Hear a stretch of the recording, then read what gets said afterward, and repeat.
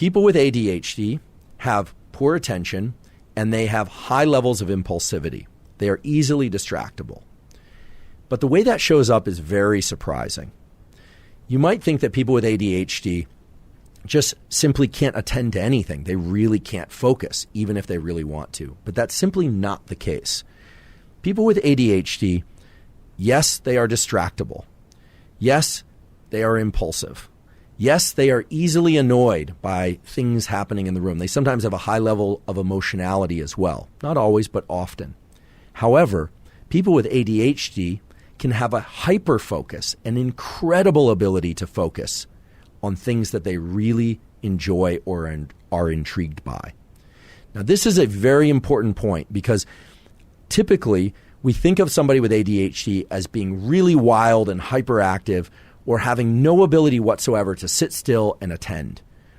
And while that phenotype, as we call it, that contour of behavior and cognition can exist, many people, if not all people with ADHD, if you give them something they really love, like if the child loves video games, or if a child loves to draw, or if an adult loves a particular type of movie or a person very much, they will obtain laser focus without any effort.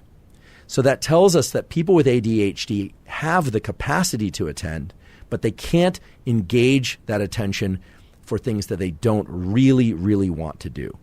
And as we all know, much of life, whether or not you're a child or an adult, involves doing a lot of things that we don't want to do. Much of our schooling involves doing things that we would prefer not to do and sort of forcing ourselves to do it, to attend even though we are not super interested in what we are attending to. There are a couple other things that people with ADHD display quite often. One is challenges with time perception. Now, time perception is a fascinating aspect of how our brain works. And later we're going to talk about time perception and how you can actually get better at time perception. It's very likely that right now you are doing things that get in the way of optimal time perception. And I will tell you how to adjust your ability to measure time with your brain. People with ADHD often run late. They often procrastinate. But what's interesting and surprising is that if they are given a deadline, they actually can perceive time very well. And they often can focus very well if the consequences of not completing a task or not attending are severe enough. It's a little bit like the way that people with ADHD can really focus if they like something. Well, if they're scared enough about the consequences of not attending, oftentimes, not always, but oftentimes they can attend. If they're not really concerned about a deadline or a consequence, well, then they tend to lose track of time and they tend to underestimate how long things will take. Now, many people do that, not just people with ADHD, but people with ADHD have challenges understanding how to line up the activities of their day in order to meet particular deadlines, even if it's just a simple thing like finishing one set of tasks before lunch. Oftentimes, they will remember that lunch starts at noon, but somehow they aren't able to fill the intervening time in a way that's productive. And they can obsess about the upcoming deadline, for instance. And as a final point, I also want to mention something about technologies that are making it harder for all of us to focus, regardless of whether or not we have pre-existing ADHD or not. You can probably guess where this is going. Everybody nowadays seems to have a smartphone. I'm sure there are a few individuals out there that don't have a smartphone. Nonetheless, most people have them. Most kids want one as soon as they can get them. And they are small. They grab our attention entirely. But within that small box of attention, there are millions of attentional windows scrolling by, right? So just because it's one device that we look at does not mean that we are focused. We are focused on our phone, but because of the way in which context switches up so fast within the phone, it's thought that the brain is struggling now to leave that rapid turnover of context, right? Many shows, many Instagram pages, many Twitter feeds, many websites. Basically, the whole world, at least in virtual format, is available within that small box.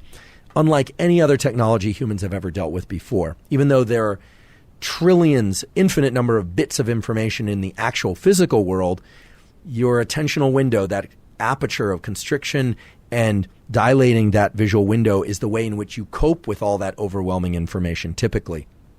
Well, within the phone, your visual aperture is set to a given width. It's about this big. Typically, the phones seem to be getting bigger, but nonetheless, it's about that big. And within there, your attentional window is grabbing a near infinite number of bits of information, colors, movies. If a picture is worth 1,000 words, a movie is worth 1 billion pictures. The brain loves visual motion. And so the question is, does that sort of interaction on a regular basis lead to deficits in the types of attention that we need in order to perform well in work and school relationships, et cetera? And the short answer is yes, it does appear so. We are inducing a sort of ADHD. And while the studies on this are ongoing because prominent use of smartphones really took off right around 2010 and we're only in 2021, long-standing studies take time, which is essentially to say the same thing as long-standing. There are some studies, and one in particular that I'd like to highlight. One was actually carried out pretty early in 2014. This is a study that explored smartphone use. At the time, they called it mobile phone use, but smartphone use and inattention, difficulties in attending in 7,102 adolescents. So this is a huge study, a population-based cross-sectional study.